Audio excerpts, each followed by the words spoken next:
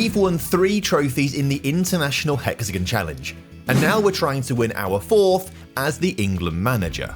We're up against Austria, Bosnia and Norway in the European Championships group stage. These 3 matches were an absolute breeze, as we cruised past Austria by winning 4-0, did the exact same to Norway, the 4-0 win there saw us qualify from the group, and then we rotated the lineup to beat Bosnia 3-0 to ensure we finished top of the group with maximum points, and making ourselves in the process one of the favourites to win the entire thing. This gives us a nice gentle second round draw against Romania, although the game was anything but. We won a penalty 13 minutes in when Ryan Rees was brought down from behind, but Tim Penfold had his effort saved. Not to worry though, Sean Rutherford gave us the lead 10 minutes later, but we just couldn't find a second goal. So Romania punished us by scoring late on from a corner to take the game to extra time, where finally we scored the goal to win the match. Our prize is a quarter-final game with Switzerland. And this time we did play to our usual high standards, with Ryan Rees scoring twice either side of half-time, before Sebastian Wassell wrapped up a 3-0 victory in the 75th minute to send us to the semi-finals, where we'll be taking on my personal rivals, the world champions, Spain. But we are without our superstar Cherubin Kabongo, who misses the game through suspension. We beat Spain in the Nations League, but can we do it again where it really matters? Well, much like the Nations League game, not much was happening, as the 2 sides nullified each other. But on the half-hour mark, we found space down the near side, as right-back White put a ball across to Mir, who tapped it in from 2 yards out. Spain tried to respond quickly and advance with pace down the far side, but left-back Dalawal could keep up with them nicely. Instead, they cut the ball back, chipped it over our defence, and levelled the scores 4 minutes later. But just 2 minutes later on, we had a chance, only to see the ball come back off the post. But we didn't give up, keeping the pressure on Spain and eventually allowing Sebastian Wassell to shoot from distance and score, giving us a 2-1 lead heading into the break. Just over an hour into the match, I was taking off Tim Penfold and Ryan Rees, who hadn't been playing great. But before the changes could take place, both of them were directly involved in a move that saw us grab our 3rd goal. Despite that, they both still came off. Spain didn't then have a response, and so we reached the final of the European Championships and we're 1 win away from trophy number 4.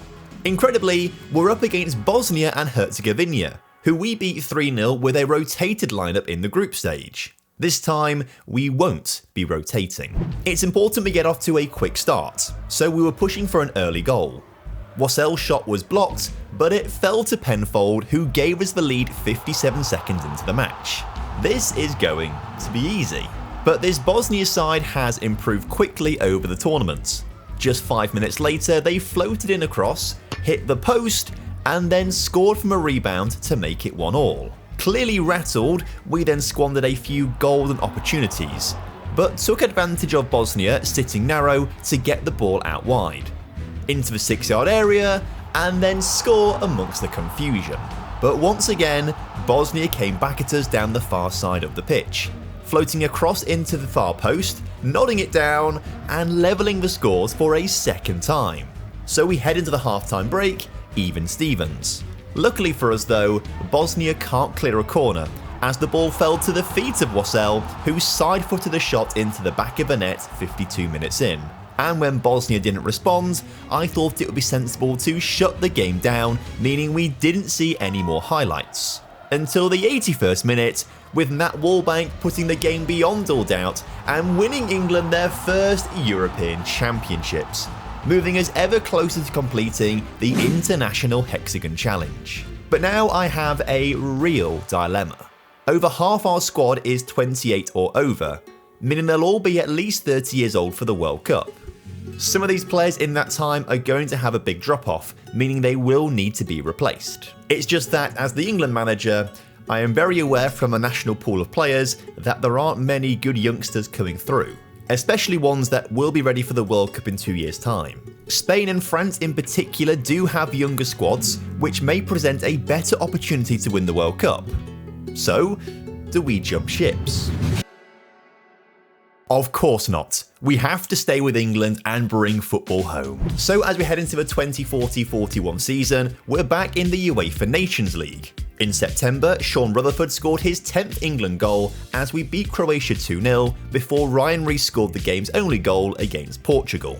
In October, Tim Penfold helped us beat Czechia 2-0, but this time we couldn't find a way past Portugal as we could only manage a 1-1 draw at Wembley. Luckily, we got back to winning ways in November. Left-back Ricky Dalawal scored his first England goal at age 32 in a 4-0 victory over Croatia, before right-back Graham White scored his first England goal in a 3-0 win over Czechia. This sends us to the semi-finals of the Nations League next summer. Before then, we have to start qualifying for the World Cup. Greece, who are ranked 34th in the world, are probably the only side who could cause us an issue. 31-year-old Ryan Rees is still showing us why he's our main goal threat, as he scored a hat-trick in a 7-0 win at Wembley against Bulgaria to start off qualifying. Then a rotated lineup travelled to Lithuania and won 5-1 to continue the good work. But I am aware these teams aren't particularly good. Back in the Nations League, we lost 2-0 to Spain in the semi-finals, and then despite taking the lead, we fell to a 2-1 defeat against France in the third place playoff.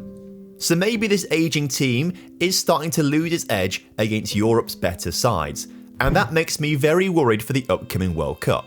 But right now, there's not much I can do about that. It looks like we are going to have to stick with a lot of these older players. So we got back to thrashing the lower ranked nations in World Cup qualifying, as we beat Greece 5-0 and Montenegro 8-0 in September to take control of the group. Bulgaria caused us 4 issues as they scored 4 goals past us in Sofia. But incredibly, we've scored 5 goals of our own to just win the match 5-4. So we had to make a statement when we played against Lithuania. And I think a 12-0 win at home with backup striker Edward Bennett scoring 5 of the goals is a real statement of how good we actually are. But then again, we only managed to beat Greece 2-1 in Athens for our lowest scoring game of the qualifying rounds. In our final match, we had a huge 8-0 win against Montenegro, meaning we qualified for the World Cup by winning every single game in the qualifying stage and collecting a plus 46 goal difference. But somehow, we didn't even have the top scorer in the group, let alone all of UEFA qualifying. So we're in pot 1 for the World Cup draw, meaning we avoid 3 of our former nations in Ivory Coast, Japan and Mexico. To be fair, there isn't an easy team in pot 2 based on world rankings, and the USA, who are ranked 14th, are one of the more difficult teams to be put up against. And even pot 3 is tough, but I'd be happy with Cape Verde or South Africa.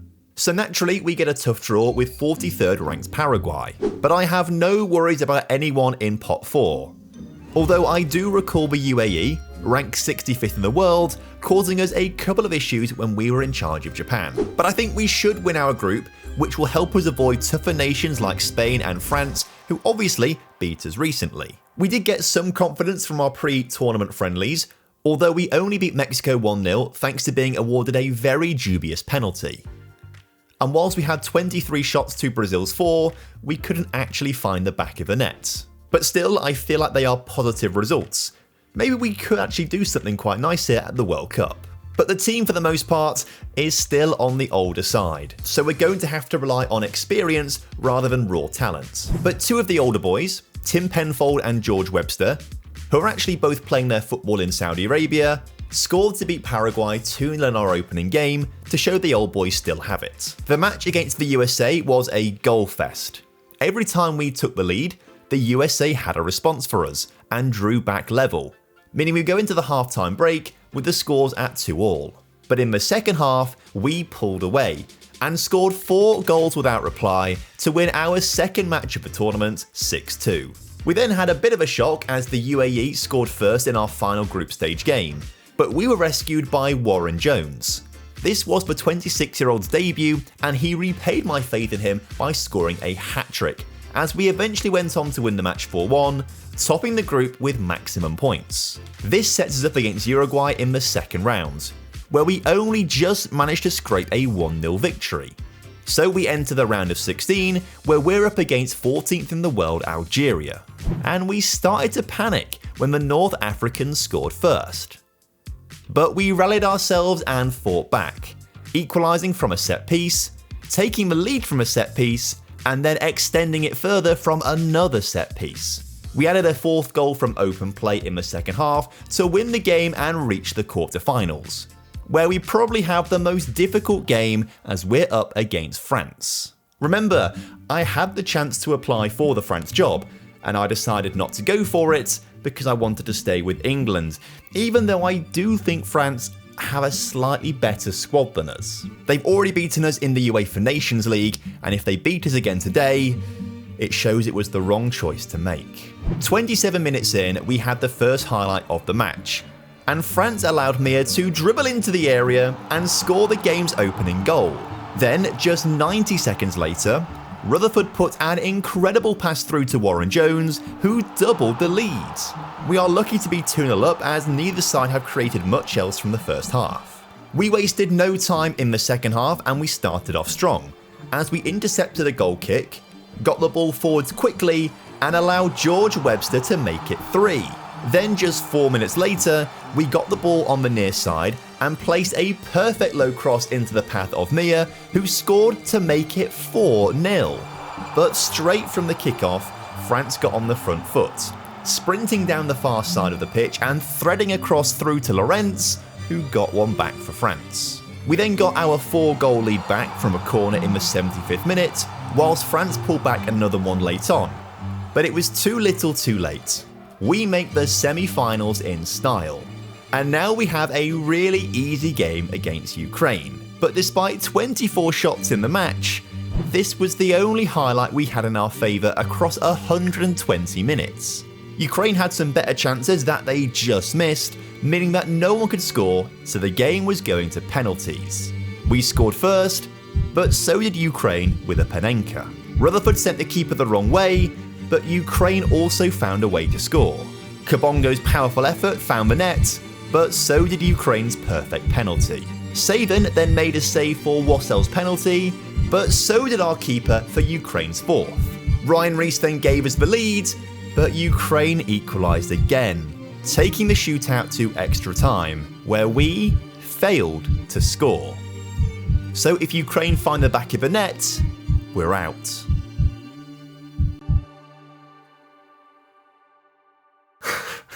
You cannot make this up. We lose in the World Cup on penalties. But don't worry, Ukraine lost in the final. Against Venezuela. I'm sorry, but this save file has thrown up some insane World Cup finals. First Mexico versus Ireland, and now Venezuela versus Ukraine. I'm trying to become a manager of top nations in the world, hopefully giving me the best chance to win a World Cup. But no, should have just joined Venezuela instead. And annoyingly, we now have to leave the England job, because the only continental competition that we haven't yet won is Copa America. And frustratingly, we only have a choice of Colombia, Chile and Uruguay. Ideally, I wanted to be the manager of Brazil or Argentina, although given what we've just seen in the World Cup, one of these teams might actually be a lot better to manage than Brazil or Argentina. Colombia are actually ranked 11th in the world, so I think they're worth a shot. And it only took them a few hours to decide that I was the one for them. So whilst I'm not the boss of Brazil or Argentina or even Venezuela, I reckon we could work some magic with Colombia. I mean, as we've just seen, way stranger things have happened in this save file. But we're going to find out if it's possible next time. So subscribe to the channel to make sure you're the first to know when the next episode comes out to see if we can win Copa America with Colombia and maybe even the World Cup.